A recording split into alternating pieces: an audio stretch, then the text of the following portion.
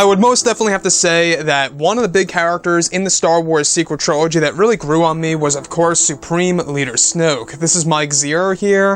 If you guys are new to the channel, do make sure to subscribe to see future Star Wars content. Now, one of the biggest questions of all is exactly how will Snoke be incorporated into Episode 9? There's been a lot of talk about his return in this movie, but aside from all of that, aside from the films and all of the different canon that we know right now involving Supreme Leader Snoke, we do know that 2019 is going to be a big deal for a lot of our characters like Darth Vader, Anakin Skywalker, Luke Skywalker, and a whole lot more. One of which has all to do with Supreme Leader Snoke, and that they will be going over huge secrets involving the character that has all to do with his obsidian ring. Now, this most likely will be told in a canon piece that is to come out at the very end of 2019, just before the release of Star Wars Episode 9, which is indeed going to be the Age of Resistance comic line that will indeed go over the backstory of Supreme Leader Snoke. Now, apparently, at some point in time in the fourth quarter of 2019,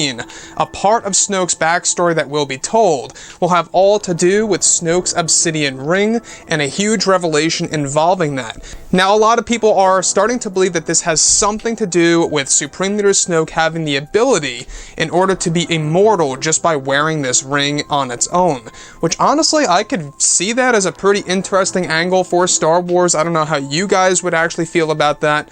But if you look at, The Last Jedi and how he was killed off so early on in the sequel trilogy, with not so much backstory being told in that film, a lot of people right now are just hoping to learn more and more about this character.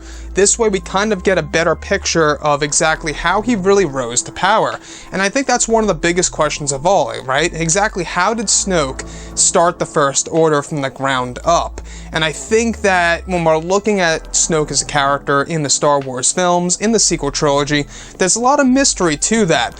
But I think that the biggest mystery of all has all to do with Snoke's obsidian ring and the actual purpose of it. Now, we will be learning more about that ring and the backstory of the ring at some point in time in 2019. Again, I think it lines directly up with the Resistance comic line.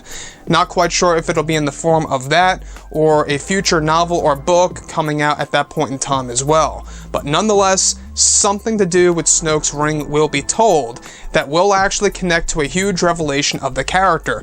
Again, I do find it very strange that the Age of Resistance comic line is only dropping for Snoke just before, a month before Star Wars Episode 9. I just find that a little suspicious, but that's just my point of view.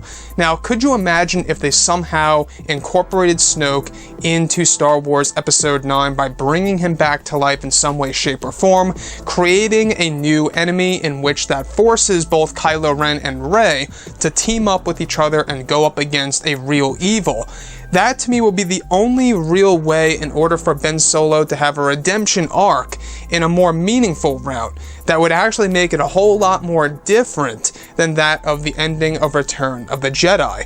I think that's the way to go, but that's just my take. Now, looking at the character Snoke, we do know that he actually learned about the truth of the Force in the unknown regions. If you guys read the Last Jedi novelization, you will learn that he actually ventured out into the unknown regions in order to seek out the truth of the Force. Luke Skywalker was actually seeking the same exact knowledge as well.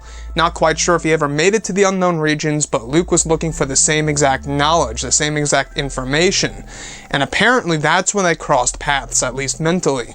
So the whole entire dynamic of Snoke and Luke and the obsidian ring, that's the type of lore that I am just waiting to be explored in the Disney canon as of right now, which will be, thankfully, all explored in 2019. Again, like I say, going into Episode 9, I think that we're going to be learning a whole lot more about the interior of the First Order, how it was built, and Supreme Leader Snoke and his philosophy, and Kylo Ren as Supreme Leader Ren. Again, I think a very interesting angle for Star Wars would be, of course, to have Ren as a character who actually regrets or feels now that it's a burden being the leader of the First Order. Kind of like this is not what I signed up for type of attitude. I could see that in a Star Wars film where he's conflicted of actually being the leader of what he wanted to be so very long. But anyways, guys, I would love to hear your input about all of this below in the comment section, and if you guys did enjoy the content for today, do make sure to drop a thumbs up on this video to support the channel. I thank you all so very much for the kind support, and I'll catch you guys next time.